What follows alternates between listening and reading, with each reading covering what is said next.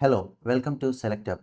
ഇന്ന് നമ്മൾ പഠിക്കാൻ പോകുന്നത് റൈറ്റ് ടു ഇൻഫർമേഷൻ, വിവരാവകാശ നിയമം 2005 കുറിച്ചാണ്. നമ്മൾക്കറിയാം, ഇന്ത്യ 1947 ഇൻഡിപെൻഡൻ്റ് ആയി. പക്ഷെ എന്നാലും ഒരുപാട് വർഷത്തേക്ക് ഇന്ത്യയിലെ സാധാരണ ജനങ്ങൾക്ക് നമ്മുടെ ഭരണ സംവിധാനത്തിൽ നടക്കുന്ന കാര്യങ്ങളെക്കുറിച്ചുള്ള അറിവില്ലായിരുന്നു. അപ്പോൾ അതിന് മാറ്റം വരുത്താനും ജനങ്ങൾ ഭരണത്തിൽ പങ്കാളികളാണ് എന്ന് ജനങ്ങൾക്ക് ഒരു ബോധമുണ്ടാകാനും വേണ്ടി നിർമ്മിക്കപ്പെട്ട ഒരു നിയമമാണ് right to information. Citizen centric ആയിട്ടുള്ള ഒരു ഗവൺമെൻറ്, അതായത് ഭരണത്തിന് വേണ്ടിയിട്ടല്ല, ജനങ്ങൾക്ക് വേണ്ടി ഭരിക്കുന്ന ഒരു ഗവൺമെൻറ് ആണ് എന്ന് ജനങ്ങൾക്ക് തോന്നാൻ ഉണ്ടാക്കുന്ന പലതരം നിയമങ്ങളുണ്ട്. ആ നിയമങ്ങളെ നമ്മൾ സിറ്റിസൺ സെൻട്രിക് നിയമങ്ങൾ എന്ന് വിളിക്കും. അത്തരത്തിലുള്ള ഒരു നിയമമാണ് റൈറ്റ് ടു ഇൻഫർമേഷൻ ആക്ട്. ഈ റൈറ്റ് ടു ഇൻഫർമേഷൻ ആക്ട് നമ്മൾക്ക് വളരെ പ്രധാനപ്പെട്ടതല്ല എന്ന് തോന്നിയേൽക്കാം. പക്ഷേ ഇന്ന് നമ്മുടെ നാട്ടിൽ നിലനിൽക്കുന്ന നിയമങ്ങളിൽ ജനങ്ങൾക്ക് ഏറ്റവും ഫലപ്രദമായ ഒരു നിയമമാണ് റൈറ്റ് ടു ഇൻഫർമേഷൻ. കാരണം സർക്കാരിൽ എന്ത് നടക്കുന്നു, എന്തൊക്കെ തീരുമാനങ്ങൾ എടുത്തു, ആരാണ് ആ തീരുമാനങ്ങൾ എടുത്തത്, ആ തീരുമാനങ്ങൾക്ക് പിന്നിലെ ചർച്ചകൾ എന്തായിരുന്നു, തീരുമാനത്തിൻ്റെ ഉദ്ദേശ ലക്ഷ്യം എന്തായിരുന്നു, അത് നടപ്പിലാക്കുമ്പോൾ അതിൻ്റെ എത്രത്തോളം എഫിഷ്യൻസി ഉണ്ട്, അത് നടപ്പിലാക്കിയോ, എത്ര ശതമാനം നടപ്പിലാക്കി, എത്ര ഫണ്ട് ഉപയോഗിച്ചു, ആ ഫണ്ട് പ്രോപ്പറായിട്ട് ഉപയോഗിച്ചോ, ഇതെല്ലാം ജനങ്ങൾക്ക് മനസ്സിലാക്കാൻ അല്ലെങ്കിൽ ജനങ്ങൾക്ക് അതിൻ്റെ ന്യൂസ് അല്ലെങ്കിൽ ഇൻഫർമേഷൻ കിട്ടുന്ന ഒരു ആക്റ്റാണ് റൈറ്റ് ടു ഇൻഫർമേഷൻ ആക്ട്. ഈ റൈറ്റ് ടു ഇൻഫർമേഷൻ ആക്ട്, നമുക്കറിയാം, ഇന്ത്യക്ക് സ്വാതന്ത്ര്യം കിട്ടിയത് ഒരുപാട് നാളത്തെ പരിശ്രമത്തിന് ശേഷമാണ്. അതുപോലെ തന്നെ സ്വാതന്ത്ര്യം കിട്ടിയതിന് ശേഷവും നമ്മളുടെ ഭരണ സംവിധാനങ്ങൾക്ക് ഒരു കൊളോണിയൽ ഹാങ് ഓവർ ഉണ്ടായിരുന്നു.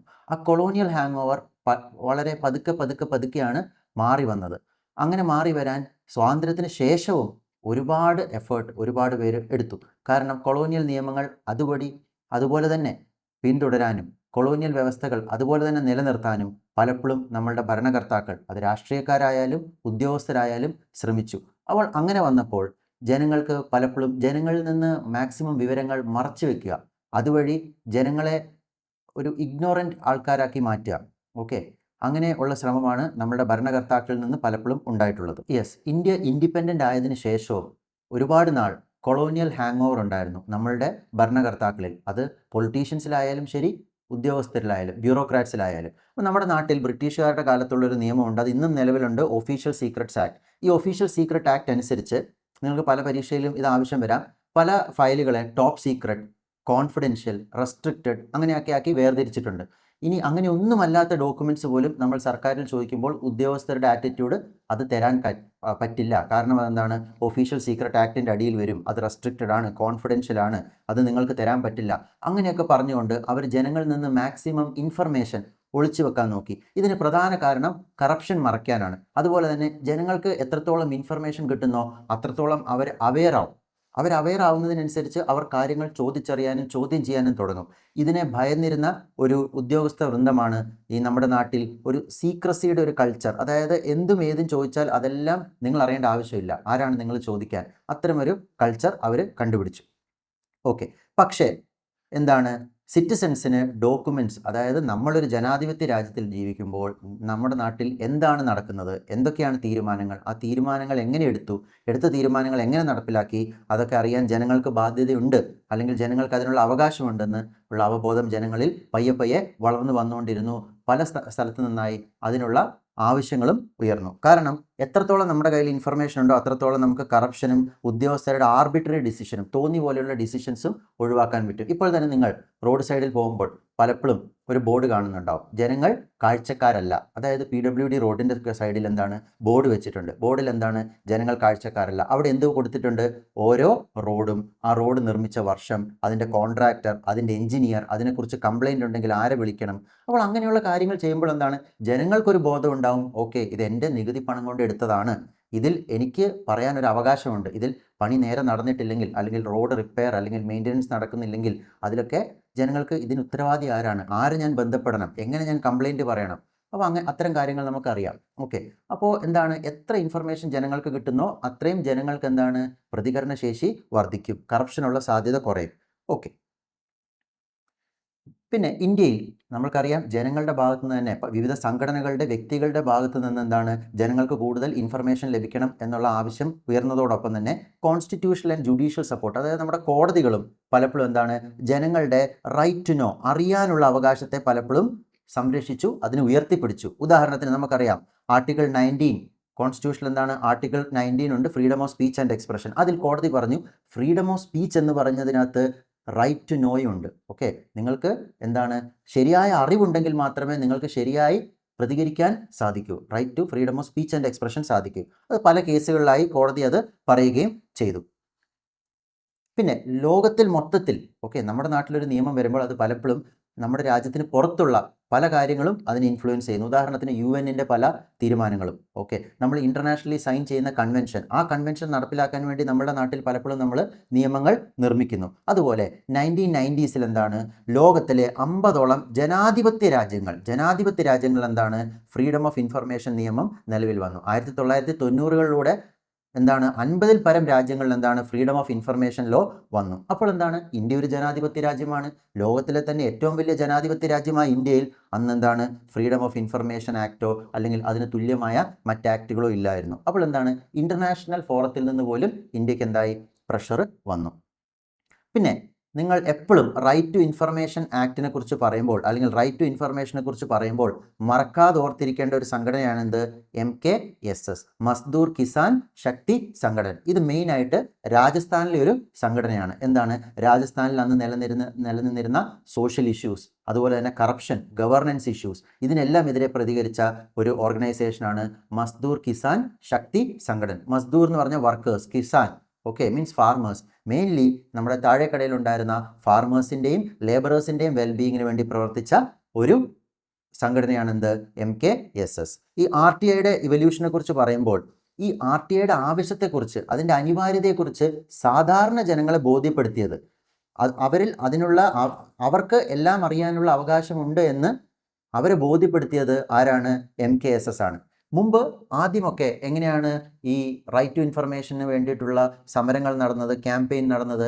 വളരെ ഉന്നത നിലവാരമുള്ള, ഇൻ്റലക്ച്വലി ബൗദ്ധികമായി ഉയർന്ന നിലവാരമുള്ള പലരും എന്ത് ചെയ്തു, സർക്കാരിൽ വിവിധ തരത്തിലുള്ള ആവശ്യങ്ങൾ ഉന്നയിച്ചു. എന്നാൽ സാധാരണ ജനങ്ങളിലും അത് തങ്ങളുടെ അവകാശമാണ് എന്നുള്ള ബോധ്യം ജനിപ്പിച്ചതാരാണ്, മസ്ദൂർ കിസാൻ ശക്തി സംഘടന. അവരെന്താണ് ചെയ്തത്, മെയിൻലി രാജസ്ഥാനിലായതുകൊണ്ട് തന്നെ രാജസ്ഥാനിൽ ഒരു ട്രാൻസ്പെറൻസി, സുതാര്യതയ്ക്ക് വേണ്ടിയിട്ടുള്ളൊരു പോരാട്ടം അവർ നടത്തി. പബ്ലിക് വർക്ക്സ്, സർക്കാർ ചെയ്യുന്ന പബ്ലിക് വർക്ക്, അതുപോലെ തന്നെ പബ്ലിക് വർക്കിന് കൊടുക്കുന്ന പേയ്മെൻറ്റ്, യഥാർത്ഥത്തിൽ ഒരു പബ്ലിക് വർക്ക് നടന്നോ?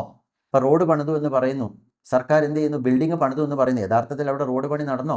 അതെയോ കോൺട്രാക്ടറും എഞ്ചിനീയറും ഉദ്യോഗസ്ഥരും കൂടെ ഒത്തു കളിക്കുന്നതാണോ? അതെയോ പുതിയ ബിൽഡിംഗ് ഉണ്ടാക്കി അല്ലെങ്കിൽ ബിൽഡിങ്ങിന് എന്താണ് പുതിയ റിനോവേഷൻ നടത്തി എന്ന് പറയുമ്പോൾ പഴയ ബിൽഡിംഗ് വെറുതെ പോയി വീണ്ടും ഇനോഗ്രേറ്റ് ചെയ്യുന്നതാണോ? ഇനി ഈ പറയുന്ന വർക്കിനൊക്കെ വേജ് കൊടുത്തോ? യഥാർത്ഥത്തിൽ വേജ് കൊടുത്തിട്ടുണ്ടോ? ചിലപ്പോൾ 100 വർക്കേഴ്സിനുള്ള വേജ് എഴുതി മേടിച്ചിട്ടുണ്ടാകും, 20 വർക്കേഴ്സേ കാണും. അപ്പം ഇത്തരം കാര്യങ്ങളൊക്കെ മാറ്റാൻ വേണ്ടിയിട്ട് ആര് ശ്രമിച്ചു, MKSS ശ്രമിച്ചു. യെസ്, അപ്പോൾ മസ്ദൂർ കിസാൻ ശക്തി സംഘടന ആണെന്ത്, രാജസ്ഥാനിൽ ആദ്യമായി ട്രാൻസ്പെറൻസിക്ക് വേണ്ടിയിട്ട് പോരാടിയത്, സുതാര്യതയ്ക്ക് വേണ്ടി പോരാടിയത്. ഈ സുതാര്യത ഉറപ്പുവരുത്താൻ നമ്മൾ എന്ത് ചെയ്യണം, നമ്മൾക്ക് ഇൻഫർമേഷൻ വേണം. അവർ പലപ്പോഴും ജൻ സുൻവായ് അല്ലെങ്കിൽ പബ്ലിക് ഹിയറിംഗ് ഓർഗനൈസ് ചെയ്തു. അതായത് നമുക്കറിയാം പലപ്പോഴും എന്താണ്, ഇപ്പോൾ ഒരു പ്രൊജക്റ്റിന് വേണ്ടി വർക്ക് ചെയ്യുന്ന തൊഴിലാളികളുടെ ഒരു ലിസ്റ്റ് ഗവൺമെൻറ്റിൻ്റെ കയ്യിലുണ്ടാവും. പക്ഷേ യഥാർത്ഥത്തിൽ അവിടെ അതിൻ്റെ പകുതി ഉദ്യോഗസ്ഥർ പോലും അല്ലെങ്കിൽ തൊഴിലാളികൾ പോലും ഉണ്ടാവില്ല. അപ്പം അത്തരം കാര്യങ്ങൾ ഇല്ലാത്ത തൊഴിലാളികളുടെ പേര് എഴുതി ചേർക്കുന്നതും അവരുടെ പേരിൽ പൈസ അടിച്ചു മാറ്റുന്ന കാര്യം കണ്ടെത്തി മസ്ദൂർ കിസാൻ ശക്തി സംഘടന കണ്ടെത്തി. അങ്ങനെ ജനങ്ങളുടെ ഇടയിൽ പബ്ലിക് ഹിയറിംഗ് നടത്തി ജനങ്ങളുടെ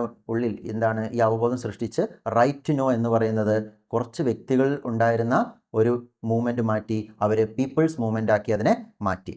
ഇനി എന്തുകൊണ്ടാണ് ഈ MKSS ക്രൂഷ്യൽ ആവുന്നത്? ഒന്നാമത് RTIക്ക് ഒരു മാസ് ബേസ് ഉണ്ടാക്കി. ഇന്ത്യയിൽ നമുക്കറിയാം അവകാശങ്ങളെക്കുറിച്ചുള്ള അവബോധം അതുപോലും ജനങ്ങളിൽ കുറവാണ്. അത് സൃഷ്ടിച്ചെടുത്തതാരാണ്, MKSS ആണ്.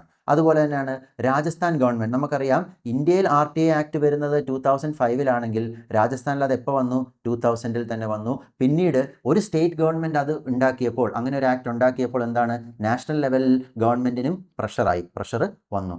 നമുക്കറിയാം രാജസ്ഥാനെ കുറിച്ച് പറയുമ്പോൾ രാജസ്ഥാനിൽ തന്നെയാണ് ആദ്യമായിട്ടുള്ള പഞ്ചായത്ത് രാജ് ഇൻസ്റ്റിറ്റ്യൂഷനും വന്നത് 1959-ൽ, if I'm not wrong. Nagaur, രാജസ്ഥാനിലെ നഗോറിൽ. അപ്പോൾ രാജസ്ഥാൻ പയനീർ ചെയ്ത മറ്റൊരു കാര്യമാണ് റൈറ്റ് ടു ഇൻഫർമേഷൻ ആക്ട്. അതുപോലെ തന്നെ എന്താണ്, ഇത് രാജസ്ഥാനിൽ നടന്ന ഈ വിജയകരമായ അവരുടെ പ്രവർത്തനത്തിന് ശേഷം നാഷണൽ ലെവലിലേക്ക് MKSS right to information campaign ഉയർത്തി. അതിന് പേരിട്ട് എന്താണ്, national campaign for people's right to information. കാരണം രാജസ്ഥാനിൽ അവർ ക്യാമ്പയിൻ നടത്തി, Rajasthan government right to information പാസ്സാക്കി. പക്ഷേ നാഷണൽ ലെവലിൽ കൂടെ ഇത് വരുന്നതിൻ്റെ അനിവാര്യത അവർക്ക് അറിയാമായിരുന്നു. ഇതിൻ്റെ പ്രധാനപ്പെട്ട ലീഡേഴ്സ് ആരാണെന്ന് ചോദിച്ചാൽ പരീക്ഷയ്ക്ക് വരാം. ഒന്ന് അരുണ റോയ്, അവരൊരു ഫോർമർ IAS ഓഫീസറായിരുന്നു. IASൽ നിന്ന് രാജിവെച്ചിട്ട് എന്താണ് ജനങ്ങളുടെ അവകാശങ്ങൾക്ക് വേണ്ടി പോരാടി. ഇപ്പോൾ റീസെൻ്റ്ലി ആണെങ്കിലും നമ്മൾക്കറിയാം ഒരു IAS ഉദ്യോഗസ്ഥൻ നമ്മുടെ നാട്ടിലൊരു പ്രധാനപ്പെട്ട ആക്ട് വന്നപ്പോൾ എന്താണ് രാജിവെച്ചു. ആ ആക്ട് ശരിയല്ല, അത് ജനാധിപത്യ വിരുദ്ധമാണെന്നൊക്കെ പറഞ്ഞൊരു മലയാളിയായ ഒരു IAS ഓഫീസർ എന്ത് ചെയ്തു, രാജിവെച്ചു. അദ്ദേഹം റീസെൻ്റ്ലി മറ്റൊരു പൊളിറ്റിക്കൽ പാർട്ടിയിൽ ചേർന്നു, എന്നാലും പറയുകയാണ്. ഓക്കെ, അരുണ റോയ് എന്തായിരുന്നു, ഒരു ഫോർമർ IAS ഉദ്യോഗസ്ഥയായിരുന്നു. പക്ഷേ അവരെന്ത് ചെയ്തു, രാജിവെച്ച് ജനങ്ങളുടെ അവകാശങ്ങൾക്ക് വേണ്ടി പോരാടാൻ തീരുമാനിച്ചു. അവർ എന്തായിരുന്നു, ഈ RTA ആക്ടിൽ വളരെ പ്രധാനപ്പെട്ട പങ്ക് വഹിച്ചിട്ടുണ്ട്. മസ്ദൂർ കിസാൻ ശക്തി സംഘടനയിലും national campaign for right to information എന്താണ് അവർ ഫൗണ്ട് ചെയ്തതാണ്. അവർ അതിൻ്റെ ഫൗണ്ടറാണ്. അതേപോലെയാണ് നിഖിൽ ദേ, വിദേശത്ത് പഠിച്ചെങ്കിലും നമ്മുടെ നാട്ടിൽ വന്ന് എന്താണ് RTA ആക്ടിന് വേണ്ടിയിട്ടും മറ്റ് സോഷ്യൽ മൂവ്മെൻറ്റ്സിലും പങ്കെടുത്ത വ്യക്തിയാണ് നിഖിൽ ദേ. നമ്മൾ നേരത്തെ പറഞ്ഞ പോലെ ജൻ സുൻവായ്, അതായത് പബ്ലിക് ഹിയറിംഗ് ഓർഗനൈസ് ചെയ്യുന്നതിൽ പ്രധാനപ്പെട്ട പങ്ക് വഹിച്ചു. ഡ്രാഫ്റ്റ് RTA ലെജിസ്ലേഷൻ, ഡ്രാഫ്റ്റ് രൂപം, അതായത് തുടക്കത്തിൽ എന്തായിരിക്കണം ഒരു RTA ആക്ട് എന്നുള്ളതിൻ്റെ മോഡൽ ക്രിയേറ്റ് ചെയ്ത ഒരു വ്യക്തിയാണ് നിഖിൽ ദേ. അതുപോലെ മറ്റൊരു വ്യക്തിയാണ് ശങ്കർ സിംഗ്. ഇദ്ദേഹം എന്താണ് നമ്മുടെ സ്ട്രീറ്റ് പ്ലേ, തെരുവ് നാടകം, അതുപോലെയുള്ള പാട്ടുകൾ, ഇതുപോലെയുള്ള എന്താണ് സാധാരണ ആളുകൾക്ക് മനസ്സിലാകുന്ന രീതിയിൽ RTA ആക്ടിനെ കുറിച്ചും അതിൻ്റെ നീഡിനെ കുറിച്ചും അത് ജനങ്ങളുടെ അവകാശമാണെന്നുള്ളതിനെ കുറിച്ചൊക്കെ പറഞ്ഞ് മനസ്സിലാക്കിയ വ്യക്തിയാണ് ശങ്കർ ദേ. നമുക്കിപ്പോൾ അറിയാം നർമ്മദ ബച്ചാവോ ആന്തോളൻ, മേധാ പാട്കർ, അല്ലെങ്കിൽ ചിപ്കോ മൂവ്മെൻറ്റിലെ പ്രധാനപ്പെട്ട നേതാവ് ആരാണ്. ഇത്തരം ചോദ്യങ്ങൾ പല പരീക്ഷയ്ക്കും വരാം. അപ്പോൾ RTA ആക്ടുമായി ബന്ധപ്പെട്ട് ഇതിൽ ഏതൊക്കെ നേതാക്കന്മാർ ബന്ധപ്പെട്ടിരിക്കുന്നു എന്ന ചോദ്യം വന്നാൽ ഈ പേരുകൾ നിങ്ങൾ തീർച്ചയായിട്ടും ഓർത്തിരിക്കണം. അപ്പോൾ ഇവരൊന്നിച്ചാണ് എന്താണ് RTA മൂവ്മെൻറ്റ് ഇൻ ഇന്ത്യയുടെ നട്ടെല്ല് എന്നറിയപ്പെടുന്നത് ഈ 3 വ്യക്തികളാണ്. ഇനി 2000 രാജസ്ഥാനിൽ എന്ത് വന്നു, റൈറ്റ് ടു ഇൻഫർമേഷൻ വന്നു. 2000 രാജസ്ഥാനിൽ റൈറ്റ് ടു ഇൻഫർമേഷൻ വന്നു. നാഷണൽ ലെവലിൽ ഈ റൈറ്റ് ടു ഇൻഫർമേഷനെ എന്താണ് ആ ഒരു movement, right to information movement national ലെവലിൽ അപ്പോൾ പോപ്പുലറായി വന്നു. 2002 തന്നെ അപ്പോൾ ഗവൺമെൻറ് എന്താണ് ഫ്രീഡം ഓഫ് ഇൻഫർമേഷൻ ആക്ട് എന്ന് പറയുന്ന ആക്ട് അന്നത്തെ NDA ഗവൺമെൻറ് പാസ്സാക്കി. അന്നത്തെ പ്രൈം മിനിസ്റ്റർ ആയിരുന്നു AB വാജ്പേയി. ഓക്കെ, പക്ഷേ ഈ നിയമം എന്താണ് പല്ലും നഖവും ഇല്ലാത്ത നിയമമായിരുന്നു. RTA ആക്ട് വേണം, അല്ലെങ്കിൽ രാജസ്ഥാൻ്റെ മാതൃകയിൽ RTA ആക്ട് വേണമെന്ന ജനങ്ങളുടെ ആവശ്യം വന്നപ്പോൾ, ഇലക്ഷൻ അടുത്തപ്പോൾ ഒരു ആക്ട് ഉണ്ടാക്കിയതാണ്. പക്ഷേ ആക്ടിൻ്റെ മേജർ പ്രശ്നം എന്താണ്, ടൈം ലിമിറ്റ് ഇല്ല. ഓക്കെ, നമ്മൾക്ക് റൈറ്റ് ടു ഇൻഫർമേഷൻ ഉണ്ട്, ഫ്രീഡം ഓഫ് ഇൻഫർമേഷൻ ഉണ്ട്. പക്ഷേ നമ്മൾ ഒരു ഇൻഫർമേഷന് വേണ്ടി ഒരു അപേക്ഷ കൊടുത്താൽ അതെപ്പോൾ തരണമെന്നില്ലേ, ഒരു ടൈം ലിമിറ്റും അതിലില്ല. No penalty. ഇനി ഉദ്യോഗസ്ഥർ തന്നേയില്ല, 1 കൊല്ലോ 2 കൊല്ലോ കഴിഞ്ഞ് തന്നിട്ടില്ലെങ്കിലും എന്താണ് ഉദ്യോഗസ്ഥർക്ക് അതിന് യാതൊരു ശിക്ഷയും കൊടുക്കില്ല. അതുപോലെ തന്നെ ഒരു ഇൻഡിപെൻഡൻറ്റ് ഇൻഫർമേഷൻ കമ്മീഷൻ ഇല്ല. ഓക്കെ, അതായത് ഉദ്യോഗസ്ഥർ ഈ അപേക്ഷകൾ സ്വീകരിച്ച് കറക്റ്റ് സമയത്ത് ഇതെല്ലാം കൊടുക്കുന്നുണ്ടോ, അതിനുള്ള മറുപടി കൊടുക്കുന്നുണ്ടോ എന്ന് ചെക്ക് ചെയ്യാനൊരു ഇൻഡിപെൻഡൻ്റ് ആയ ഒരു കമ്മീഷനില്ല. ഇൻഡിപെൻഡൻ്റ് ആയ കമ്മീഷനില്ല എന്ന് വെച്ചാൽ എന്താണ്, സർക്കാരിൻ്റെ ഭാഗമായിരിക്കുന്ന കമ്മീഷനാണെങ്കിൽ പലപ്പോഴും സർക്കാരിന് തന്നെ ജനങ്ങളിലേക്ക് ഇൻഫർമേഷൻ എത്തിക്കുന്നത് താല്പര്യം ഉണ്ടാവില്ല. അതുകൊണ്ട് നമ്മൾക്ക് എന്താണ് വിവരാവകാശം വിജയിക്കണമെങ്കിൽ ഒരു ഇൻഡിപെൻഡൻറ്റ് ഇൻഫർമേഷൻ കമ്മീഷൻ്റെ ആവശ്യമുണ്ട്. അത് ഈ ഫ്രീഡം ഓഫ് ഇൻഫർമേഷൻ ആക്ട് അനുസരിച്ച് ഇല്ലായിരുന്നു. ഓക്കെ, അതുപോലെ ഇൻഫർമേഷൻ എന്താണ്, ഈ വിവരാവകാശമുണ്ട്. അപ്പം ഇതിനകത്ത് ഇൻഫർമേഷൻ, നമ്മൾ ചോദിക്കുന്ന വിവരം അതെന്താണെന്നുള്ളതിൻ്റെ ഒരു ഡെഫിനിഷൻ അനുസരിച്ചായിരിക്കും നമ്മൾ ചോദിക്കുന്ന ഇൻഫർമേഷൻ നമുക്ക് ലഭിക്കുക. പക്ഷേ അതിൻ്റെ വളരെ നാരോ ഡെഫിനിഷൻ ആയിരുന്നു. അതുപോലെ തന്നെ നമ്മൾക്ക് എന്തൊക്കെ ഇൻഫർമേഷൻ കൊടുക്കാം എന്നതിനേക്കാൾ എന്തൊക്കെ കൊടുത്തുകൂടാ എന്നുള്ളതായിരുന്നു ആ ആക്ടിലെ മെയിൻ കാര്യങ്ങളുണ്ടായിരുന്നത്. അതുകൊണ്ട് എക്സസീവ് എക്സംഷൻ ആയിരുന്നു. എന്തൊക്കെ കൊടുക്കാം എന്നതിനേക്കാൾ കൂടുതൽ എന്തൊക്കെ കൊടുത്തുകൂടാ എന്നായിരുന്നു ആ ആക്ടിൽ പറഞ്ഞിരുന്നത്. അതുപോലെ തന്നെ no suo motu disclosure. Suo motu എന്ന് പറഞ്ഞാൽ സ്വമേധയാ. നമ്മൾ പലപ്പോഴും കേൾക്കും കോടതി സുവോ മോട്ടോ ആയി കേസെടുത്തു, ഹൈക്കോടതി എന്താണ് സ്വമേധയാ കേസെടുത്തു. ഇപ്പോൾ റോഡിൻ്റെ ശോചനീയാവസ്ഥ, അല്ലെങ്കിൽ സ്ഥിരമായി വെള്ളപ്പൊക്കം ഉണ്ടാകുന്നു, വേസ്റ്റ് മാനേജ്മെൻറ്റ് ശരിയല്ല, കോടതി സ്വമേധയാ കേസെടുക്കുക, അതാണ് സുവോ മോട്ടോ.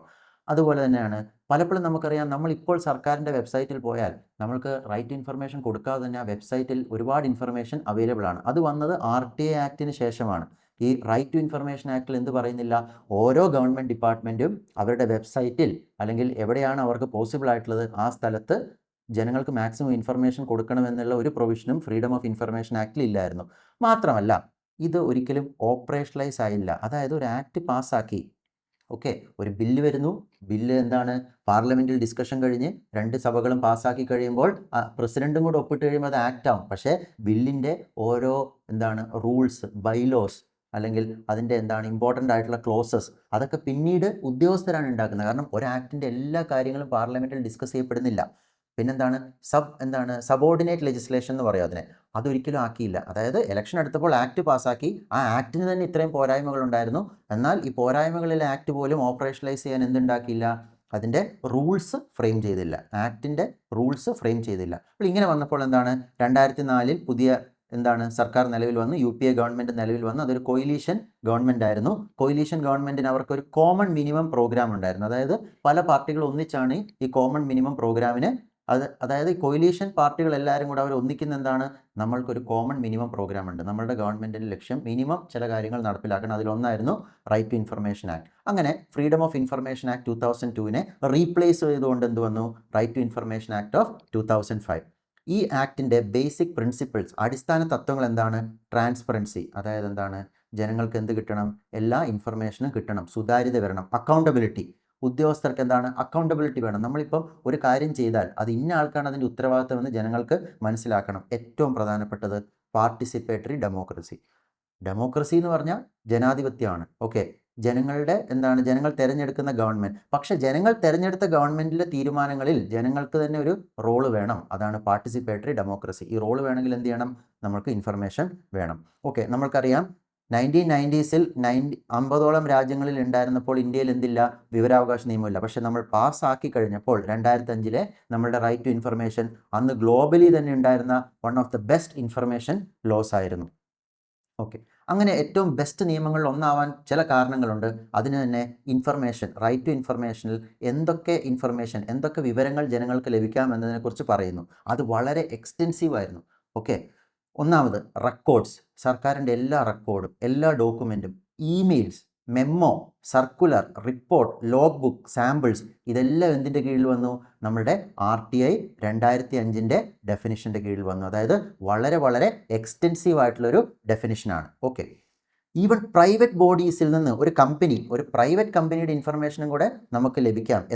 അത് ബൈ എനി ലോ ആക്സസിബിൾ ആണെങ്കിൽ. ഉദാഹരണത്തിന് ഒരു കമ്പനി രജിസ്റ്റർ ചെയ്യുമ്പോൾ കമ്പനീസ് ആക്ട് അനുസരിച്ച് ആ കമ്പനി ആരാണ്, അതിൻ്റെ ഫൗണ്ടർ, ഡയറക്ടർ, അത്തരം നിയമങ്ങൾ, അത്തരം വിവരങ്ങൾ കമ്പനി, അതായത് കമ്പനീസ് മിനിസ്ട്രി ഓഫ് കൊമേഴ്സിന് കൊടുക്കണം. ആ ഇൻഫർമേഷൻ വരെ ജനങ്ങൾക്ക് ആക്സസ് ചെയ്യാൻ പറ്റും. അതുപോലെ തന്നെ ഫിസിക്കലായിട്ടുള്ള ഇൻഫർമേഷൻ മാത്രമല്ല, ഇലക്ട്രോണിക് ഇൻഫർമേഷൻ. നമ്മൾക്കറിയാം ഇന്ന് ഒരുപാട് ഇൻഫർമേഷൻ സ്റ്റോർ ചെയ്യുന്നത് ഇലക്ട്രോണിക് ഫോമിലാണ്. അപ്പോൾ ഫിസിക്കൽ ആൻഡ് ഇലക്ട്രോണിക് ഇൻഫർമേഷൻ രണ്ടും ആർക്ക് ആക്സസ് ചെയ്യാം, ജനങ്ങൾക്ക് ആക്സസ് ചെയ്യാം. അപ്പോൾ RTI ആക്ട് 2005 ഏറ്റവും വലിയ വിജയം എന്ന് പറയുന്നത് എന്താണ് ഇൻഫർമേഷൻ, ഏതൊക്കെ ഇൻഫർമേഷനാണ് ജനങ്ങൾക്ക് ആക്സസിബിൾ എന്നതിൻ്റെ ഏറ്റവും വൈഡസ്റ്റ് പോസിബിൾ ഡെഫിനിഷൻ അവിടെ കൊടുത്തു. അതുപോലെ തന്നെ റെക്കോർഡുകൾ നമ്മൾ മുകളിൽ കൊടുത്തു, റെക്കോർഡ്. അപ്പോൾ റെക്കോർഡ് എന്ന് പറയുന്നത് ഡോക്യുമെൻ്റ് ആവാം, ഫയൽ ആവാം, മൈക്രോ ഫിലിമുകളാവാം, കമ്പ്യൂട്ടർ മെറ്റീരിയൽ, അതായത് ഇലക്ട്രോണിക്കലി സേവ് ചെയ്തിരിക്കുന്ന എന്ത് മെറ്റീരിയൽ ആണെങ്കിലും ജനങ്ങൾക്ക് അവകാശപ്പെടാം. അതായത് ഇപ്പോൾ ഒരു പേപ്പറിലുള്ള കാര്യം മാത്രമേ ജനങ്ങൾക്ക് തരൂ എന്ന് പറഞ്ഞുകൊണ്ട് എന്ത് ചെയ്യാൻ പറ്റില്ല, ആ ജനങ്ങൾക്ക് ഒരു വിവരം നിഷേധിക്കാൻ പറ്റില്ല. അടുത്തായി പബ്ലിക് അതോറിറ്റി. നമ്മൾക്കറിയാം റൈറ്റ് ടു ഇൻഫർമേഷൻ ആക്ട് അനുസരിച്ച് നമുക്ക് വിവരം ആവശ്യപ്പെടാം. ആരോട്? പബ്ലിക് അതോറിറ്റിയോട്. ഈ പബ്ലിക് അതോറിറ്റി ആര് എന്നതിലും ഏറ്റവും വളരെ ജനങ്ങൾക്ക് ഏറ്റവും ആക്സസിബിൾ, അല്ലെങ്കിൽ ഏറ്റവും കൂടുതൽ ആൾക്കാരോട് ചോദ്യം ചോദിക്കാൻ പറ്റുന്ന രീതിയിലാണ് ഗവൺമെൻറ് പബ്ലിക് അതോറിറ്റിയുടെ ഡെഫിനിഷൻ കൊടുത്തത്. നമ്മളുടെ ഏത് ഭരണഘടനാ ബോഡി ആയാലും, ഓക്കെ, ഇനി ഭരണഘടനയല്ല, സ്റ്റാറ്റ്യൂട്ടറി ബോഡി, ഒരു നിയമം കൊണ്ട് പാർലമെൻറ്റോ സ്റ്റേറ്റ് ലെജിസ്ലേച്ചറോ ഉണ്ടാക്കിയ ഒരു ബോഡി ആയാലും, അല്ലെങ്കിൽ ഏതെങ്കിലും ഒരു ബോഡി ഗവൺമെൻറ് ഓർഡർ കൊണ്ട് നോട്ടിഫൈ ചെയ്തൊരു ബോഡി ആണെങ്കിലും, NGOs, ഗവൺമെൻറ് സബ്സ്റ്റാൻഷ്യലി, അതായത് ഗവൺമെൻറ്റിൻ്റെ മണി എന്ന് പറഞ്ഞാൽ ടാക്സ് പേയറുടെ മണി വാങ്ങുന്ന ഏതെങ്കിലും ഒരു NGO ആണെങ്കിൽ പോലും ആ NGOനെ കുറിച്ചുള്ള വിവരം ആർക്ക് ലഭ്യമാക്കണം, ജനങ്ങൾക്ക് ലഭ്യമാക്കണം, RTI ആക്ട് 2005 പ്രകാരം. അതേപോലെ തന്നെ റൈറ്റ് ടു ഇൻഫർമേഷനിൽ എന്തൊക്കെ റൈറ്റ്സ് ആണ് നമുക്കുള്ളത്? നമുക്ക് ഡോക്യുമെൻറ്റ്സ് വാങ്ങാൻ മാത്രമല്ല, വർക്കുകൾ ഇൻസ്പെക്ട് ചെയ്യാൻ, ഡോക്യുമെൻറ്റ്സ് വാങ്ങാൻ, സർട്ടിഫൈഡ് കോപ്പി. പലപ്പോഴും ഇപ്പോൾ നമുക്ക് കോടതിയിൽ വിവരാവകാശ നിയമപ്രകാരം നമുക്ക് ലഭിക്കുന്ന ഡോക്യുമെൻറ്റ്സ്, അത് പലപ്പോഴും കോടതിയിൽ കൊടുത്തിട്ടാണ് നമ്മൾ കറപ്ഷൻ പ്രൂവ് ചെയ്യുന്നത്. അപ്പോൾ ജസ്റ്റ് ഒരു രേഖ, ഗവൺമെൻറ്റിൽ നിന്ന് കിട്ടുന്ന രേഖയുടെ കൂട്ടത്തിൽ ഗവൺമെൻറ് സർട്ടിഫൈ ചെയ്ത് തരികയാണ്, ഇതാണ് യഥാർത്ഥ രേഖയെന്ന് പറഞ്ഞാൽ കോടതിയിൽ അതിന് കൂടുതൽ മൂല്യം കിട്ടും. പലപ്പോഴും അങ്ങനെയാണ് കറപ്ഷൻ എക്സ്പോസ് ചെയ്യുന്നത്. അപ്പോൾ സർട്ടിഫൈഡ് കോപ്പി ലഭ്യമാക്കാനും, അതുപോലെ തന്നെ ഇലക്ട്രോണിക് ഫോമിലുള്ള രേഖകൾ, ഇപ്പം ഒരു വീഡിയോ ആണെങ്കിൽ, അപ്പോൾ ഗവൺമെൻറ് ഒരു സൈറ്റിൽ ഇൻസ്പെക്ഷന് പോയി അവിടെ ഒരു വീഡിയോ എടുത്ത് വെച്ചിട്ടുണ്ട്, ആ വീഡിയോ ജനങ്ങൾക്ക് ലഭിക്കാനും RTI ആക്ട് മൂലം സാധ്യമായി. ഓക്കെ, അതുപോലെ തന്നെ ഏറ്റവും പ്രധാനപ്പെട്ട ഒരു സെക്ഷനാണ് സെക്ഷൻ 3. ഇപ്പോൾ പരീക്ഷകളിൽ പലതിലും എന്താണ് സെക്ഷൻസ് ചോദിക്കും RTA ആക്ടിൻ്റെ. അപ്പോൾ നിങ്ങൾ ഓരോ സെക്ഷനും അതിൻ്റെ ഇമ്പോർട്ടൻറ്റ് സെക്ഷൻസ് ആണ് ഇവിടെ കൊടുത്തിട്ടുള്ളത്. ഇമ്പോർട്ടൻറ്റ് സെക്ഷൻസ് നോട്ട് ചെയ്ത് വെക്കണം. ഇപ്പോൾ സെക്ഷൻ 2 ക്ലോസ് F എന്തിനെ കുറിച്ചാണ്? ഇൻഫർമേഷനെ കുറിച്ചാണ്. സെക്ഷൻ 2 ക്ലോസ് I എന്തിനെ കുറിച്ചാണ്? റെക്കോർഡുകളെ കുറിച്ചാണ്. ഓക്കെ, പബ്ലിക് അതോറിറ്റിയുടെ ഡെഫിനിഷൻ എവിടെ കൊടുത്തിരിക്കുന്നു? Section 2 close H. അതുപോലെ റൈറ്റ് ടു ഇൻഫർമേഷനിൽ ഇതിൽ ഏതൊക്കെ റൈറ്റുകൾ ഇൻക്ലൂഡ് ചെയ്തിരിക്കുന്നു എന്ന് ചോദിച്ചിട്ട് ഈ 4 റൈറ്റുകളോ അല്ലെങ്കിൽ ഇതിൽ 2 കൊടുത്തിട്ട് ബാക്കി 2 തെറ്റായിട്ടൊക്കെ തരാം. അപ്പോൾ അതൊക്കെ ശ്രദ്ധിക്കുക. ഇനി സെക്ഷൻ 3 പറയുന്നത് right to information is a right of all citizens.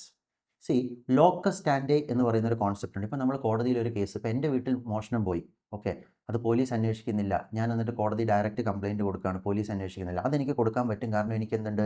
Locus സ്റ്റാൻഡേ ഉണ്ട്.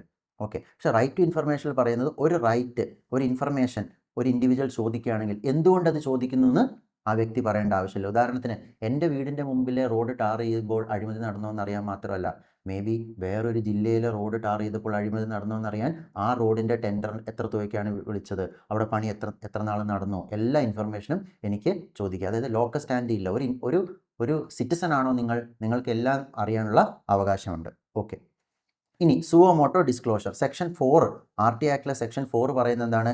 പബ്ലിക് അതോറിറ്റി എന്ത് ചെയ്യണം? സ്വമേധയാ മാക്സിമം ഇൻഫർമേഷൻ കൊടുക്കണം. അതായത് ജനങ്ങൾക്ക് ചോദിക്കേണ്ട ആവശ്യം വരരുത്. ഓൾറെഡി നിങ്ങളുടെ വെബ്സൈറ്റിൽ പോയി നോക്കിയാൽ തന്നെ എന്താണ്?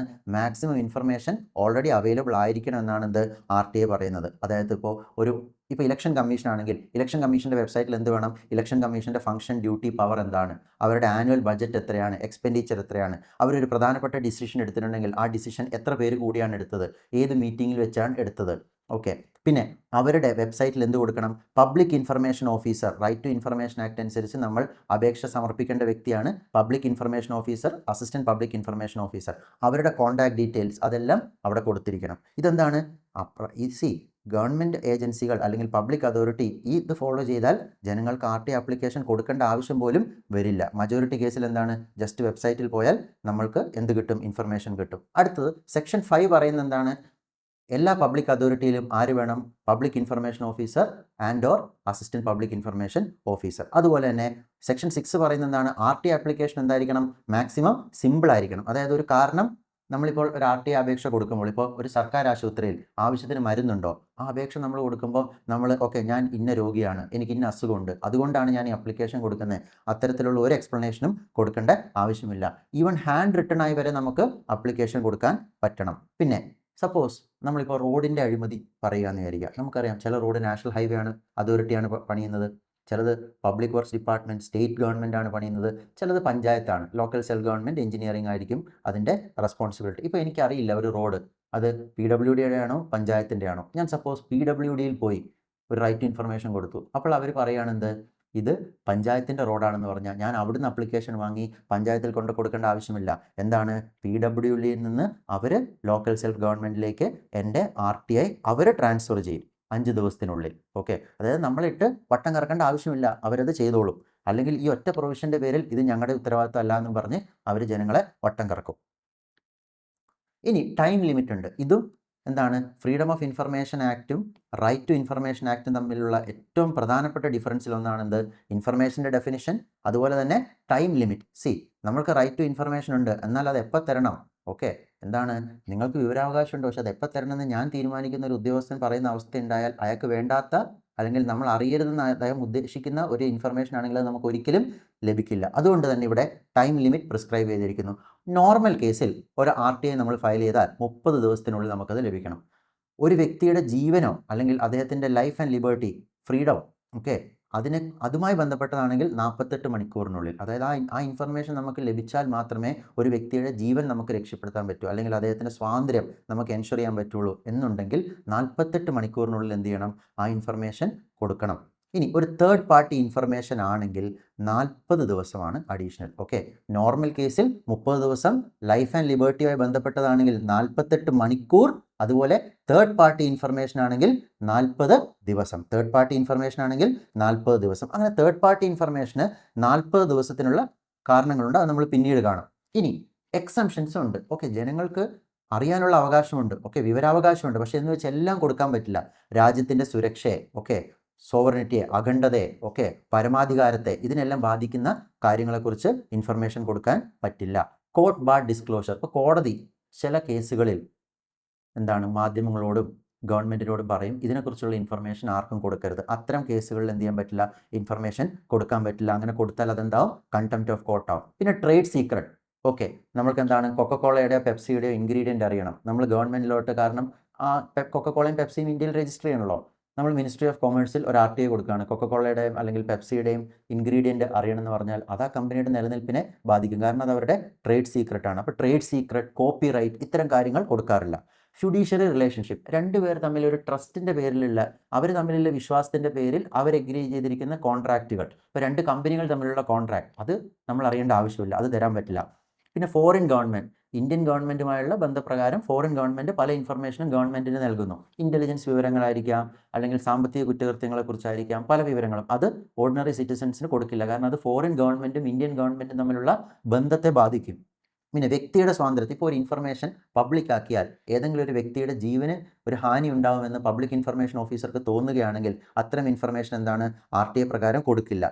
ഏതെങ്കിലും ഒരു കേസ് നടന്നുകൊണ്ടിരിക്കുകയാണ്, ആ കേസുമായി ബന്ധപ്പെട്ട ഒരു വിവരമാണ്, ആ വിവരം പുറത്തെത്തിയാൽ ആ കേസിൻ്റെ ഇൻവെസ്റ്റിഗേഷൻ അത് ബാധിക്കുമെങ്കിൽ ആ ഇൻഫർമേഷൻ കൊടുക്കില്ല. ക്യാബിനറ്റ് പേപ്പേഴ്സ്, ക്യാബിനറ്റിൻ്റെ തീരുമാനങ്ങൾ ജനങ്ങൾക്ക് അറിയാനുള്ള അവകാശമുണ്ട്. പക്ഷേ ക്യാബിനറ്റിൽ എന്തൊക്കെ ചർച്ച നടന്നുവെന്ന് ജനങ്ങൾക്ക് എപ്പോഴും അറിയേണ്ട ആവശ്യമില്ല, കാരണം ചില കാര്യങ്ങൾ സെൻസിറ്റീവ് ഡിസ്കഷൻ ആയിരിക്കും. അതുപോലെ എന്താണ്, personal information without public interest.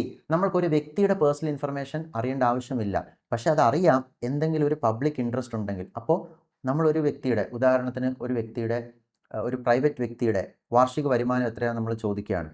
അതിനൊരു പബ്ലിക് ഇൻട്രസ്റ്റും ഇല്ലെങ്കിൽ അത് തരേണ്ട ആവശ്യമില്ല. പക്ഷേ അതേസമയം ആ വ്യക്തി ഒരു ഗവൺമെൻറ് ഉദ്യോഗസ്ഥനോ പ്രധാനപ്പെട്ട ഒരു സർക്കാർ പോസ്റ്റിലിരിക്കുന്ന വ്യക്തിയാണ്, അദ്ദേഹത്തിൻ്റെ അഴിമതി നമ്മൾക്ക് അറിയാൻ വേണ്ടിയിട്ടാണ് അദ്ദേഹത്തിൻ്റെ ഇൻകം ചോദിക്കുന്നത്. കാരണം അദ്ദേഹത്തിൻ്റെ ഇൻകവും അസറ്റും തമ്മിൽ കോറിലേഷൻ ഉണ്ടോ എന്ന് അറിയാൻ വേണ്ടിയിട്ടാണെങ്കിൽ PIOയ്ക്ക് അത് തരാം. ഓക്കെ, ഇനി ഇവിടെ പേഴ്സണൽ ഇൻഫർമേഷനും മുകളിൽ പറഞ്ഞിരിക്കുന്ന എല്ലാ എക്സംഷനും വേണമെങ്കിൽ ഒരു പബ്ലിക് ഇൻഫർമേഷന് ഓവർറൈഡ് ചെയ്ത് ഇൻഫർമേഷൻ കൊടുക്കാം. എപ്പോൾ, പബ്ലിക് ഇൻട്രസ്റ്റ് ഒരു വ്യക്തിക്ക് ഉണ്ടാവുന്ന, നേരത്തെ നമ്മൾ പറഞ്ഞു സേഫ്റ്റി ഓഫ് ഇൻഡിവിജ്വൽ, ആ ഇൻഡിവിജ്വലിൻ്റെ സേഫ്റ്റിയേക്കാൾ പബ്ലിക് ഇൻട്രസ്റ്റ് ആണ് പ്രധാനം അല്ലെങ്കിൽ വലുത് എന്ന് PIOയ്ക്ക് തോന്നിയാൽ എന്ത് ചെയ്യാം, പബ്ലിക് ഈ പേഴ്സണൽ ഇൻഫർമേഷനെ ഓവർ റൈഡ് ചെയ്തുകൊണ്ട് എന്ത് ചെയ്യാം, പബ്ലിക് ആക്കാം. ഓക്കെ, അതായത് എക്സംഷനും ഉണ്ട്. ഇനി നേരത്തെ ഞാൻ പറഞ്ഞു തേർഡ് പാർട്ടിയുമായി ബന്ധപ്പെട്ട, ഇവിടെ നോക്കുക, തേർഡ് പാർട്ടിയുമായി ബന്ധപ്പെട്ട കാര്യങ്ങൾക്ക് എത്രയാണ്, 40 ഡേയ്സ് സമയം അനുവദിച്ചിരിക്കുന്നു. ഇങ്ങനെ 40 ഡേയ്സ് സമയം അനുവദിക്കാനുള്ള കാരണം അത് സെക്ഷൻ 11 കൊടുത്തിരിക്കുന്നതെന്ന് ഓർക്കുക. ഒരു പ്രൈവറ്റ് വ്യക്തി, അതായത് ഒരു സിറ്റിസൺ, ഞാൻ ഗവൺമെൻറ്റിലോട്ട് ഗവൺമെൻറ്റിനെ കുറിച്ചുള്ള അല്ലെങ്കിൽ ഗവൺമെൻറ് ഏജൻസി അല്ലെങ്കിൽ പബ്ലിക് അതോറിറ്റിയെക്കുറിച്ച് ചോദിക്കുന്ന ചോദ്യങ്ങൾക്ക് 30 ദിവസത്തിനുള്ളിൽ മറുപടി കൊടുക്കണം. പക്ഷേ ഞാൻ ഏതെങ്കിലും ഒരു പ്രൈവറ്റ് കമ്പനിയെക്കുറിച്ച്, ഒരു തേർഡ് പാർട്ടിയെക്കുറിച്ച് ഒരു ചോദ്യമാണ് ഉന്നയിച്ചത്. ഓക്കെ, അങ്ങനെ വരുമ്പോൾ ഞാൻ RTI സബ്മിറ്റ് ചെയ്ത് 5 ദിവസത്തിനുള്ളിൽ ഒരു നോട്ടീസ് അയക്കണം, റിട്ടൺ നോട്ടീസ് അയക്കണം. പബ്ലിക് ഇൻഫർമേഷൻ ഓഫീസർ ആർക്ക് ഒരു നോട്ടീസ് കൊടുക്കണം, ആർക്ക് കൊടുക്കണം, ഈ തേർഡ് പാർട്ടിക്ക് കൊടുക്കണം. ഈ നോട്ടീസ് കിട്ടി 10 ദിവസത്തിനുള്ളിൽ ഈ തേർഡ് പാർട്ടിയെ ആര് കേൾക്കണം, PIO കേൾക്കണം. ആര് കേൾക്കണം, PIO കേൾക്കണം, പബ്ലിക് ഇൻഫർമേഷൻ ഓഫീസർ കേൾക്കണം. അവർ ഈ ഇൻഫർമേഷൻ കൊടുക്കുന്നതിനെ സപ്പോർട്ട് ചെയ്യോ എതിർക്കുകയോ ചെയ്യാം, അവർക്ക് രണ്ടും പറയാം. ഓക്കെ, എൻ്റെ ഇൻഫർമേഷൻ കൊടുത്തോളൂ, കുഴപ്പമില്ല, ഞങ്ങളുടെ ഇൻഫർമേഷൻ കൊടുക്കരുത് എന്നും അവർക്ക് പറയാം. ഓക്കെ, അങ്ങനെ ചെയ്തു കഴിഞ്ഞാലും PIOയ്ക്ക് എന്ത് ചെയ്യാം, അവരതിനെ എതിർത്താലും പബ്ലിക് ഇൻട്രസ്റ്റ് ഉണ്ടെന്ന് കണ്ടാൽ, അവരുടെ പ്രൈവസിയേക്കാളും വലുതാണ് പബ്ലിക് ഇൻട്രസ്റ്റ് എന്ന് കണ്ടാൽ എന്ത് ചെയ്യാം, ഇൻഫർമേഷൻ ഡിസ്ക്ലോസ് ചെയ്യാം. അപ്പോൾ ഈ പ്രക്രിയയ്ക്ക് എടുക്കുന്ന അഡീഷണൽ ടൈമാണ് തേർഡ് പാർട്ടി ഇൻഫർമേഷന് 40 ദിവസത്തിൻ്റെ ടൈം കൊടുക്കാനുള്ള കാരണം. ഇനി സപ്പോസ് നമ്മൾ കൊടുത്ത പബ്ലിക് ഇൻഫർമേഷൻ അല്ലെങ്കിൽ ഇൻഫർമേഷൻ റിക്വസ്റ്റ് അത് ഡിനൈ ചെയ്തു.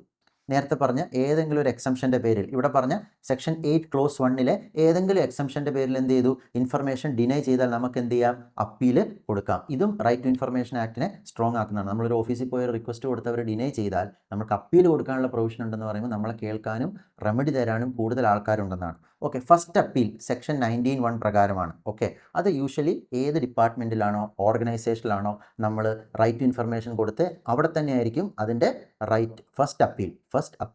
സെക്കൻഡ് അപ്പീൽ എവിടെയാണ്, സെൻട്രൽ ഇൻഫർമേഷൻ കമ്മീഷനിലോ സ്റ്റേറ്റ് ഇൻഫർമേഷൻ കമ്മീഷനിലോ ആണ്. ഇനി നേരത്തെ നമ്മൾ പറഞ്ഞു ഫ്രീഡം ഓഫ് ഇൻഫർമേഷൻ ആക്ടിൻ്റെ വലിയൊരു പ്രശ്നമായിരുന്നു എന്താണ്, ഉദ്യോഗസ്ഥർക്ക് ടൈം ലിമിറ്റും കൊടുത്തിട്ടില്ല, ഒരു പെനാൽറ്റി ഇല്ല. പക്ഷേ റൈറ്റ് ടു ഇൻഫർമേഷൻ ആക്ട് അനുസരിച്ച് നമ്മളിപ്പോൾ അപ്പീൽ കൊടുത്തു. ഓക്കെ, നമ്മൾ അപ്പീൽ കൊടുത്തപ്പോൾ മനസ്സിലായി PIO നമ്മളിൽ നിന്ന് എന്താണ് അൺലോഫുൾ, ഈ ലോയ്ക്ക് RTIയുടെ പ്രൊവിഷൻസിനെതിരായിട്ടാണ് നമ്മളിൽ നിന്ന് നിയമങ്ങൾ മറച്ചു വെച്ചതെങ്കിൽ, അല്ലെങ്കിൽ നിയമങ്ങളല്ല സോറി വിവരങ്ങൾ മറച്ചു വെച്ചതെങ്കിൽ ആ PIOയ്ക്ക് സെക്ഷൻ 20 ഓഫ് RTI അനുസരിച്ച് എന്ത് ചെയ്യാം, പെനാൽറ്റി കൊടുക്കാം. ഓക്കെ, ലേറ്റായ നമ്മളിൽ നിന്ന് വിവരം മറച്ചു വെച്ച ഓരോ ദിവസത്തിനും, ഇപ്പം നോർമൽ കേസാണെങ്കിൽ 30 ദിവസത്തിന് ശേഷമുള്ള ഓരോ ദിവസത്തിനും 250 രൂപ വെച്ച് ഫൈൻ മേടിക്കാം. പക്ഷേ മാക്സിമം എത്ര മേടിക്കാൻ പറ്റൂ, 25,000 മാത്രമേ മേടിക്കാൻ പറ്റുള്ളൂ. ഈ രണ്ട് നമ്പറും 250 റുപ്പീസ് പെർ ഡേ, മാക്സിമം 25,000 എന്നുള്ളത് ഓർത്തിരിക്കുക. എന്തിനൊക്കെയാണ് ഈ penalty? For delay, for denying information. നിയമങ്ങൾ, അതായത് വിവരാവകാശം, നമ്മൾക്ക് ലഭിക്കേണ്ട വിവരങ്ങൾ ഡിലേ ആക്കിയതിന്, വൈകിപ്പിച്ചതിന്, അത് തരാതിരുന്നതിന്, അല്ലെങ്കിൽ തെറ്റായ ഇൻഫർമേഷൻ തന്നതിന്, അല്ലെങ്കിൽ ചിലപ്പോൾ എന്താണ് റെക്കോർഡുകൾ നശിപ്പിച്ചതിന്. കാരണം ഒരു ഓർഗനൈസേഷനിൽ കറപ്ഷൻ ഉണ്ട്, ആ ഓർഗനൈസേഷനിൽ തന്നെയാണ് നമ്മൾ RTI കൊടുക്കുന്നത്. അപ്പം നമ്മൾക്ക് വിവരം തരാതിരിക്കാൻ വേണ്ടി അവരെന്താണ് റെക്കോർഡുകൾ നശിപ്പിച്ചാലോ, അത് പിന്നീട് നമുക്ക് മനസ്സിലായാലോ ആ വിവരാവകാശം ആരാണ് സ്വീകരിച്ചത്, അവർക്ക് എന്താണ് ആ പബ്ലിക് ഇൻഫർമേഷൻ ഓഫീസർക്ക് എന്തുണ്ട്, ഫൈൻ ഉണ്ട്. ഇനി ഈ ആക്ട് അനുസരിച്ച് കേന്ദ്രത്തിൽ ഒരു സെൻട്രൽ ഇൻഫർമേഷൻ കമ്മീഷനും സ്റ്റേറ്റുകളിൽ എന്താണ് സ്റ്റേറ്റ് ഇൻഫർമേഷൻ കമ്മീഷനും ഉണ്ട്. അവരുടെ പവർ എന്താണ്, സമൺ ചെയ്യുക. ഇപ്പോൾ ഒരു വിവരാവകാശ നിയമം ലഭിച്ചെങ്കിൽ ആ ഇൻഫർമേഷൻ ലഭ്യമാക്കേണ്ട വ്യക്തികളെ എന്ത് ചെയ്യാം, സമൺ ചെയ്യാം, എൻക്വയറി നടത്താം. നേരത്തെ പറഞ്ഞ പോലെ തെറ്റുകൾ ചെയ്തിട്ടുണ്ടെങ്കിൽ ഡിലേ ചെയ്തു, ഡിനൈ ചെയ്തു, അല്ലെങ്കിൽ റെക്കോർഡുകൾ നശിപ്പിച്ചു, അങ്ങനെയൊക്കെ ആണെങ്കിൽ എന്ത് ചെയ്യാം, പെനാൽറ്റി ചുമത്താം. പിന്നെ സർക്കാരിന് പല പല റെക്കമെൻഡേഷൻസ് കൊടുക്കാനും ആർക്ക് അവകാശമുണ്ട്, information commission, central state information കമ്മീഷനിൽ. അതായത് സ്റ്റേറ്റ് ഗവൺമെൻറ്റും സെൻട്രൽ ഗവൺമെൻറ്റും വിവരാവകാശ നിയമം ശക്തിപ്പെടുത്താൻ വേണ്ടി എന്തൊക്കെ കാര്യം ചെയ്യണം എന്നുള്ള റെക്കമെൻഡേഷൻ കൊടുക്കാനും ഇൻഫർമേഷൻ കമ്മീഷന് പവറുണ്ട്. പക്ഷേ ഈ നമ്മുടെ ഇൻഫർമേഷൻ കമ്മീഷന് കുറച്ച് വീക്ക്നെസ് ഉണ്ട്, പോരായ്മകളുണ്ട്. നമുക്കറിയാം കോടതിയുടെ ഏറ്റവും വലിയ പവറിലൊന്നാണെന്ത്, കണ്ടംപ്റ്റ്, അല്ലേ, കോടതി അലക്ഷ്യം. കോടതി പറയുന്നത് സർക്കാരാവട്ടെ, ഉദ്യോഗസ്ഥരാവട്ടെ, ജനങ്ങളാവട്ടെ കേട്ടില്ലെങ്കിൽ കോടതിക്ക് എന്ത് ചെയ്യാം, കണ്ടംപ്റ്റ് ഓഫ് കോർട്ടിൻ്റെ പേരിൽ കേസെടുക്കാം, ജയിലിലിടാം, അല്ലെങ്കിൽ പിഴ കൊടുക്കാം.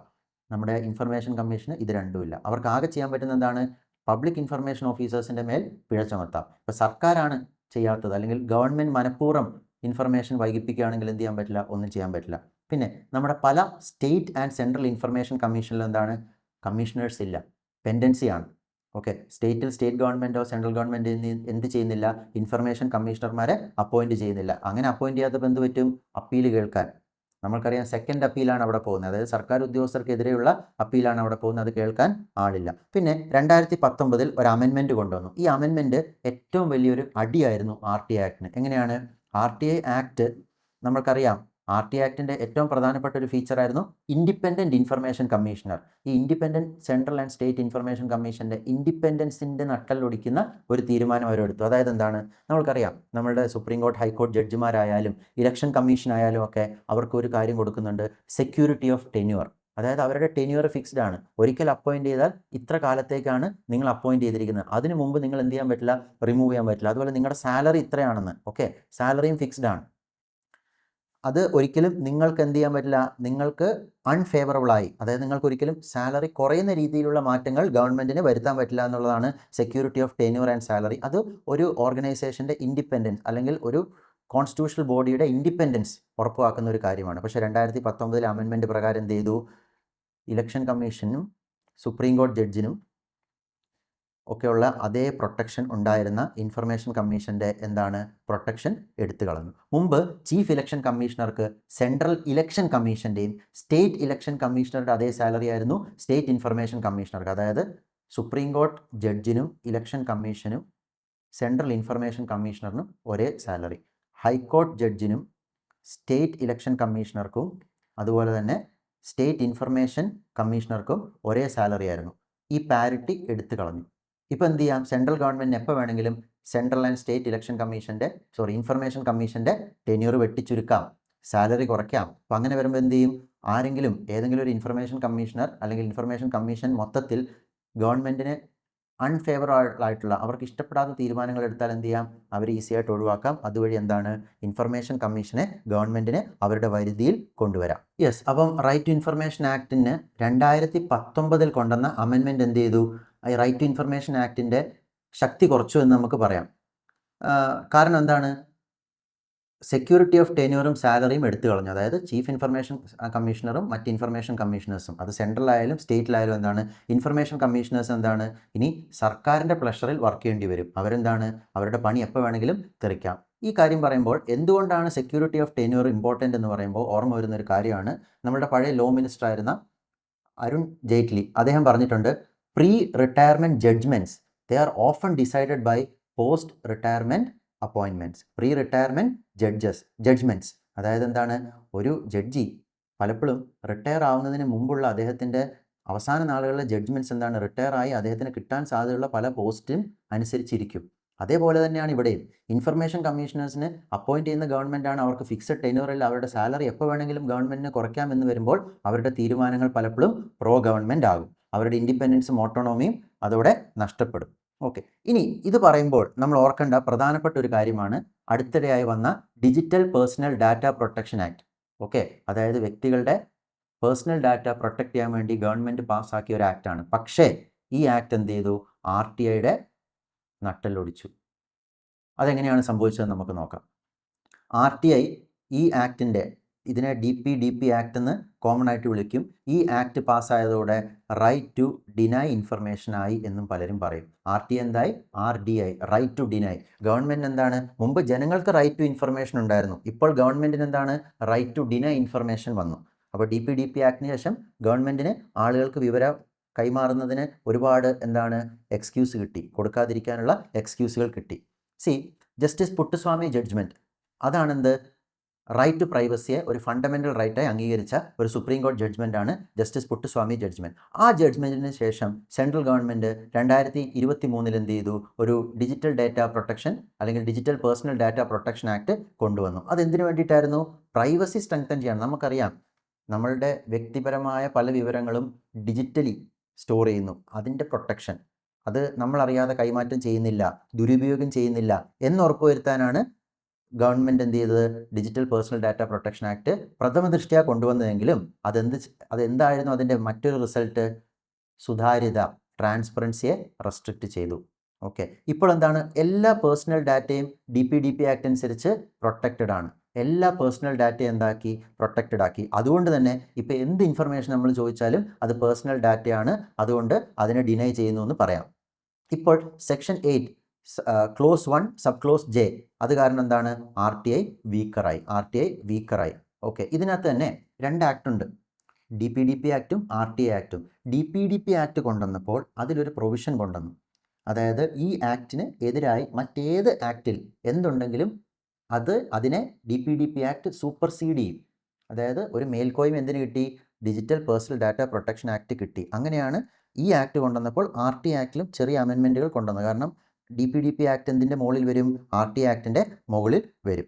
ഓക്കെ, മുമ്പ് എന്തായിരുന്നു, പേഴ്സണൽ ഡാറ്റ ഡിസ്ക്ലോസ് ചെയ്യാമായിരുന്നു. പബ്ലിക് ഇൻട്രസ്റ്റ്, ആ പേഴ്സണൽ ഡാറ്റ പുറത്ത് വിടുന്നതിൻ്റെ ഹാമിനേക്കാളും വലുതാണ് പബ്ലിക് ഇൻട്രസ്റ്റ് എന്ന് പബ്ലിക് ഇൻഫർമേഷൻ ഓഫീസേഴ്സിന് തോന്നിയിരുന്നെങ്കിൽ മുമ്പത്തെ RTI ആക്ട് അനുസരിച്ച് എന്ത് ചെയ്യാമായിരുന്നു, അത് പബ്ലിഷ് ചെയ്യാമായിരുന്നു. അത് നമ്മൾ നേരത്തെ കണ്ടിട്ടുണ്ട്. പക്ഷേ ഇതിനെ ഈ DPDP ആക്ട് എന്ത് ചെയ്യുന്നു, ഓവർ റൈഡ് ചെയ്യുന്നു. മുമ്പ് പബ്ലിക് ഇൻട്രസ്റ്റ് ആയിരുന്നു മുകളിൽ, ഇപ്പം എന്താണ് മുകളിൽ, പേഴ്സണൽ ഡേറ്റ. എന്താണ് ഇപ്പം മുകളിൽ, പേഴ്സണൽ ഡേറ്റ. ഇനി ഇതുകൊണ്ട് തന്നെ കൂടുതൽ ഡിനയൽ വരാം. കാരണം ഇനി മുതൽ നമ്മൾ ഏതെങ്കിലും ഒരു ഓഫീസിൽ എത്ര എംപ്ലോയീസ് ഉണ്ടെന്നുള്ളൊരു ചോദ്യം ചോദിച്ചാൽ അവർ പറയും, ഓരോ എംപ്ലോയിയും ഏത് ഓഫീസിൽ വർക്ക് ചെയ്യുന്നുള്ളത് അവരുടെ പേഴ്സണൽ ഡാറ്റയാണ്. അപ്പോൾ ഒരു കാര്യം പറയാം, PIOസിന് നിങ്ങൾ ചോദിക്കുന്നത് പേഴ്സണൽ ഡാറ്റയാണ്, തരാൻ പറ്റില്ല.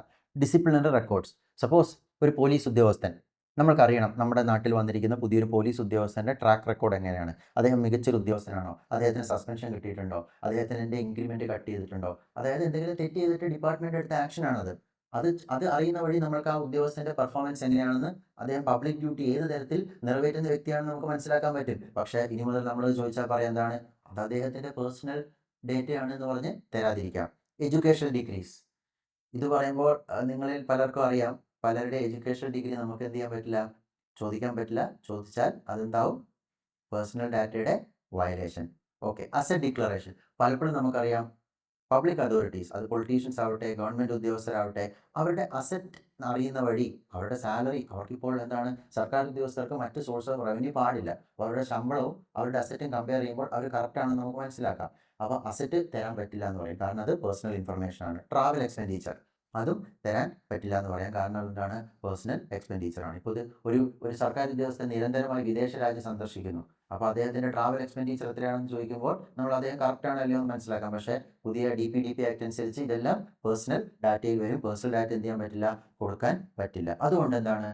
നമ്മുടെ RTIയിൽ എന്താണ്? ഇൻഫർമേഷൻ തരുന്നതിനേക്കാളും ഇൻഫർമേഷൻ തരാതിരിക്കാനുള്ള ചാൻസ് ഇത് മൂലം വരുന്നു. Okay, no public interest test in DPDP. ഒരു ആസിഡ് ടെസ്റ്റ് ഉണ്ടായിരുന്നു. ഓക്കെ, നമുക്കറിയാം ചെറുപ്പത്തിൽ എന്താണ് ആസിഡ് ബേസ് ടെസ്റ്റ് ഉണ്ട്. അതുപോലെ ഒരു ടെസ്റ്റ് ഉണ്ടായിരുന്നു മുമ്പ് അതായത് 2023 DPDP ആക്ട് വരുന്നതിന് മുമ്പ് ഒരു പേഴ്സണൽ ഇൻഫർമേഷൻ ചോദിച്ചാൽ പബ്ലിക് ഇൻഫർമേഷൻ ഓഫീസർ ഒരു ടെസ്റ്റ് നടത്തും. ആ ടെസ്റ്റ് അനുസരിച്ചാണ് പിന്നീട് ഇൻഫർമേഷൻ പുറത്തുവിടുന്നത്. ഒന്നാമത്തെ ടെസ്റ്റ് എന്തായിരുന്നു? പാർലമെൻറ്റിനോ സ്റ്റേറ്റ് ലെജിസ്ലേറ്റീവ് അസംബ്ലിക്കോ കൊടുക്കാൻ പറ്റുന്ന എന്ത് ഇൻഫർമേഷനും ആർക്കും കൊടുക്കണം, RT ആപ്ലിക്കേഷനിൽ കൊടുക്കണം എന്നായിരുന്നു മുമ്പത്തെ ഒരു നിയമം.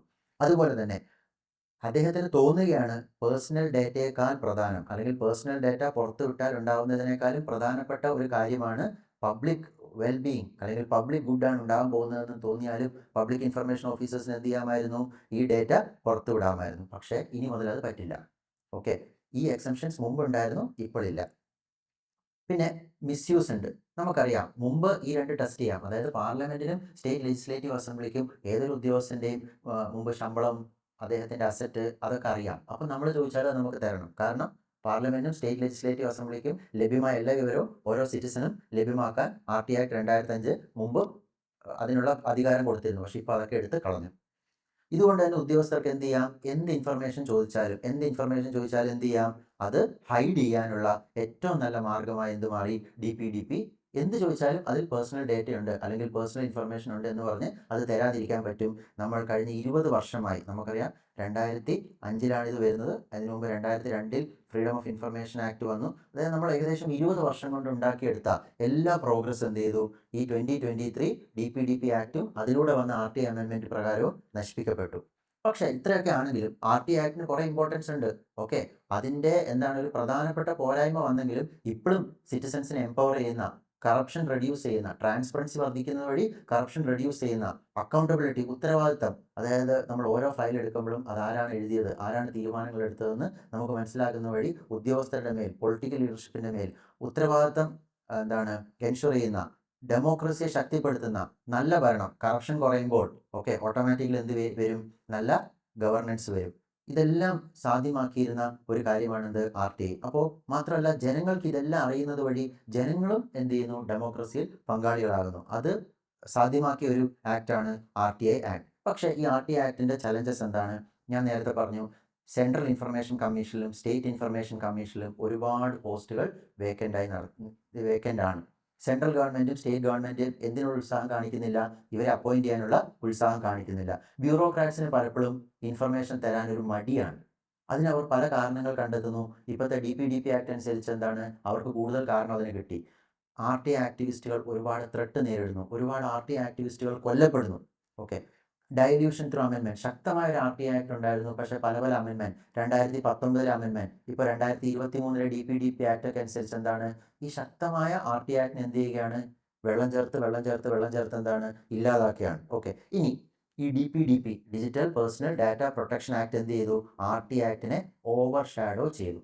ഓക്കെ, ഇതിനെ സൂപ്പർസീഡ് ചെയ്തു. ഇനി വീക്ക് എൻഫോഴ്സ്മെൻറ്റ് എന്ന് പറഞ്ഞാൽ RTI ആക്ടിൽ ഇപ്പോൾ PIO ഒരു കാര്യം ചെയ്തില്ലെങ്കിൽ അത് അയാൾ ചെയ്തു എന്ന് ഉറപ്പുവരുത്താൻ CICക്ക് പരിമിതമായ അധികാരങ്ങളേ ഉള്ളൂ. അതുകൊണ്ട് തന്നെ RTI ആക്ടിൻ്റെ പ്രോപ്പർ എൻഫോഴ്സ്മെൻറ്റ് അവർക്ക് നടത്താൻ സാധ്യമല്ല.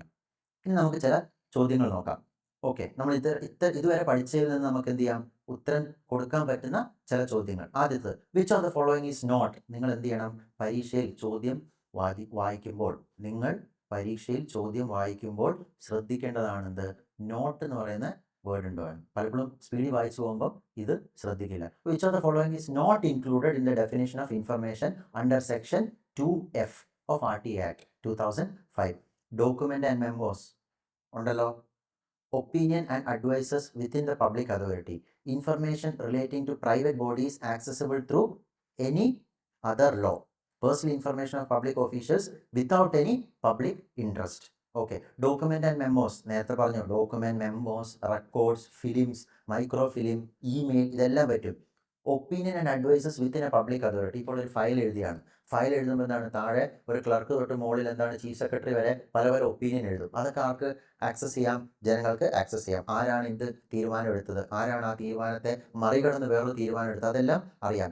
പ്രൈവറ്റ് ബോഡി ആണെങ്കിലും മറ്റ് ലോ ത്രൂ ആക്സസിബിൾ ആയ കാര്യങ്ങളും ആർക്കറിയാം? RT ആക്ട് അനുസരിച്ച് അറിയാം. For example, companies. ഒരു കമ്പനീസ് ആക്ട് അനുസരിച്ച് രജിസ്റ്റർ ചെയ്തെങ്കിൽ ആ കമ്പനിയിലെ ഡയറക്ടർ ബോർഡ് മെമ്പേഴ്സ് എത്രയാണ്, അതൊക്കെ മറ്റ് നിയമപ്രകാരം അവർ ഓൾറെഡി ഫയൽ ചെയ്ത ഇൻഫർമേഷൻ ആണെങ്കിൽ അത് RTA പ്രകാരം നമുക്ക് കിട്ടാം. Because that information is already with the government. Last, personal information of public official without any public interest.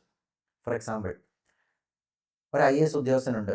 അദ്ദേഹത്തിൻ്റെ ശമ്പളം എത്ര, അസറ്റ് എത്ര, അതൊക്കെ നമുക്കറിയാം. അദ്ദേഹത്തിൻ്റെ മകൾ ഏത് കോളേജിലാണ് പഠിക്കുന്നത്, അല്ലെങ്കിൽ അദ്ദേഹത്തിൻ്റെ മകൾക്ക് ബോയ് ഫ്രണ്ട് ഉണ്ടോ, ഇതിലെന്തെങ്കിലും പബ്ലിക് ഇൻട്രസ്റ്റ് ഉണ്ടോ? നാളെ ഒരു RT ആക്ട് അങ്ങനെ കൊടുത്താൽ അത് തരുമോ? ഇല്ല, അത് റിജക്റ്റ് ആവും. അപ്പോൾ ഇവിടെ which of the following is not included in the definition of information ചോദിച്ചാൽ personal information of public official without any public interest.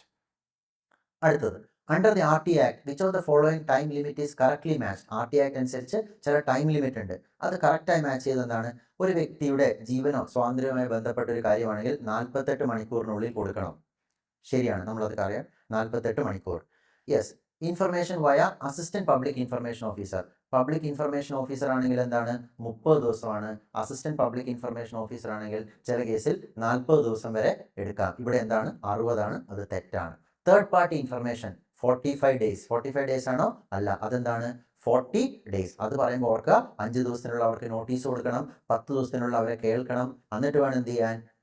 Information publish ചെയ്യേണ്ടതാണെങ്കിൽ publish ചെയ്യാൻ. അപ്പോൾ അതിനു വേണ്ടി കൊടുത്തിരിക്കുന്ന ടൈമാണിത്, 40 ദിവസം. നോർമൽ RTA റിക്വസ്റ്റ് 15 ഡേയ്സ് ആണോ? അല്ല, നോർമൽ RTA റിക്വസ്റ്റ് എന്താണ്? 30 ഡേയ്സ്, ഒരു മാസം വരെ സമയം എടുക്കാം. ഓക്കെ. സോ അപ്പോൾ ഇതിൽ which of the following is correct ആണ്, ഇൻകറക്റ്റ് അല്ല. നേരത്തെ നോട്ട് എന്നുള്ള പോലെ കറക്റ്റ് ആണോ ഇൻകറക്റ്റ്ലി മാച്ച്ഡ് ആണോ എന്നുള്ളത് ശ്രദ്ധിക്കുക. ഓക്കെ. അപ്പോൾ എന്താണ് ഇവിടെ ആൻസർ? Only 48 hours. യെസ്. അപ്പം ഇതോടുകൂടെ നമ്മളുടെ റൈറ്റ് ടു ഇൻഫർമേഷൻ ആക്ട് 2005 എന്ന് പറയുന്ന ടോപ്പിക് അവസാനിക്കുകയാണ്. റൈറ്റ് ടു ഇൻഫർമേഷൻ ആക്ട് എന്താണ്? ഒരു സിറ്റിസൺ സെൻട്രിക് ആയിട്ടുള്ള ഡെമോക്രസീനെ സ്ട്രെങ്തൻ ചെയ്യുന്ന ഒരു ആക്റ്റാണ്.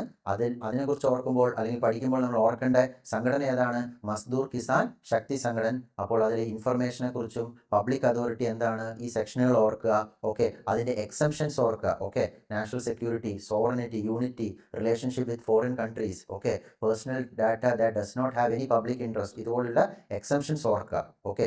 അതേപോലെ തന്നെ ഇപ്പം 2019 നടന്ന അമെൻമെൻറ്റിൽ എന്താണ്? ടെന്യൂർ ആൻഡ് സാലറി, അതെന്ത് ചെയ്യാം? ഗവൺമെൻറ്റിന് മാറ്റം വരുത്താം. അതുവഴി ഇൻഡിപെൻഡൻസ് അഫക്റ്റായി. ആരുടെ? സെൻട്രൽ ഇൻഫർമേഷൻ കമ്മീഷൻ്റെയും സ്റ്റേറ്റ് ഇൻഫർമേഷൻ കമ്മീഷൻ്റെയും. അതുപോലെ 2023 digital personal data protection act അനുസരിച്ച് എന്ത് ചെയ്തു? റൈറ്റ് ടു ഇൻഫർമേഷനെ ഇപ്പോൾ ഇഫക്റ്റീവ്ലി എന്തായി? Right to deny information act ആക്കി മാറ്റി. ഈ കാര്യങ്ങൾ ഓർത്തിരിക്കുക. Okay. Thank you all. Will wind up for the day.